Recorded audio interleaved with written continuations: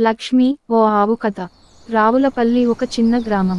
పచ్చని పొలాలు, అరటి తోటలు, వరి నూర్పుటలో మునిగిపోయే కాలువలతో అందమైన ప్రకృతి సోయగాన్ని కలిగిన ఊరు. అక్కడే నివసించేవాడు రామయ్య.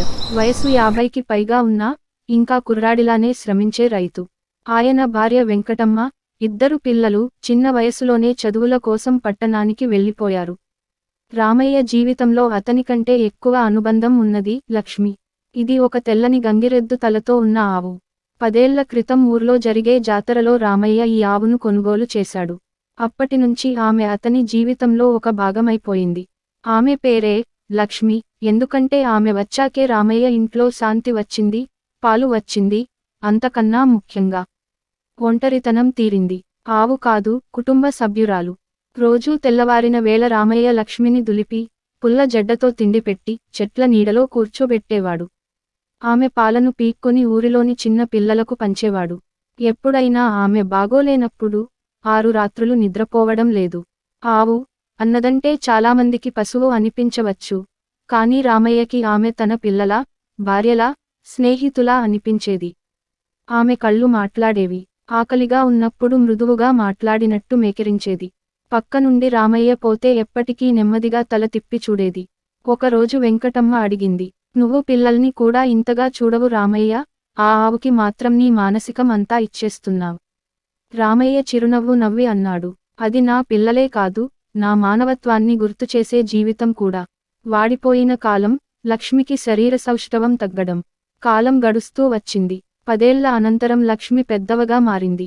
పాలు తగ్గాయి. ముందు రోజుల్లో 2 సీసాల పాలిస్తే ఇప్పుడు గరిటెంత. కానీ రామయ్య ఎప్పటికీ అలాంటి లెక్కలు వేసే మనిషి కాదు. అతనికెంతో సాధారణంగా ఉన్నది, తన జీవితానికి అర్థం ఇచ్చిన జీవికి సేవ చేయడం. ఊరిలోని ఒకరిద్దరు కొత్త రైతులు చెప్పేవారు, "రామయ్య, ఆవును అమ్మేయ్, ఇప్పుడు ప్రయోజనం లేదు, పశుగోదాములో పనిచేస్తే డబ్బు వస్తుంది." కానీ అతను తల ఊపుతూ చెప్పేవాడు, "మంచు వచ్చినప్పుడు మిట్టమున్న గొడుగులా, ఎండలో నీడిచ్చే చెట్టులా ఉంది ఆవు. ఇప్పుడు ఆమెను వదలమంటే నన్ను వదలమన్నట్టే."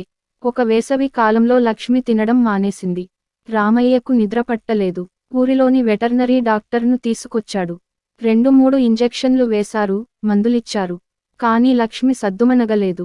రామయ్య బుగ్గల మీద శబ్దం పెట్టాడు, "లక్ష్మి, నువ్వు నన్ను వదిలిపెట్టకూడదు.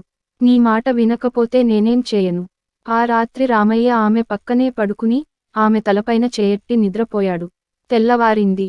కానీ లక్ష్మి లేనిది. ఆమె శ్వాస ఆగిపోయింది. చివరి వీడ్కోలు. రామయ్య గుండెలు పగిలిపోతున్నట్టు అనిపించింది. వెంకటమ్మ కన్నీళ్లతో, "ఆవేంటి, మామూలు పశువే కదా" అనడానికి ప్రయత్నించింది. కానీ ఆమె కూడా సాహసం చేయలేకపోయింది. ఎందుకంటే లక్ష్మి అంటే ఏమిటో ఆ ఇంటికి తెలిసింది. రామయ్య తన పొలం చివర్లో ఉన్న పెద్ద వేప చెట్టు క్రింద ఆమెకు సమాధి త్రవించాడు. పూలతో అలంకరించి, పాలు పోసి, మంత్రాలతో ఆమెకు హారతి ఇచ్చాడు. "నీతో నా జీవితంలో ఆ శాంతి అయిపోయింది లక్ష్మి, కానీ నీ జ్ఞాపకం నన్ను బ్రతికిస్తుంది." ఆ రోజు నుంచి ప్రతిరోజూ సాయంత్రం రామయ్య వేప చెట్టు దగ్గరికి వెళ్లి అక్కడే కాసేపు కూర్చుంటాడు. ఆమె పేరు జపిస్తాడు. చిన్నపిల్లలు అటుగా పోతూ అడుగుతారు, "బాబాయ్, ఈ చెట్టు క్రింద ఏముంది?" "అక్కడ ఓ దేవత ఉన్నది బాబూ. మనకు ప్రేమ చూపిన దేవత." ఈ కథలో మిగిలిన పదాల కోసం ఇంకా కొన్ని భావోద్వేగపూరిత సంఘటనలు, రామయ్యకి వచ్చిన జీవన మార్పులు, ఇంకా కవల పిల్లలు.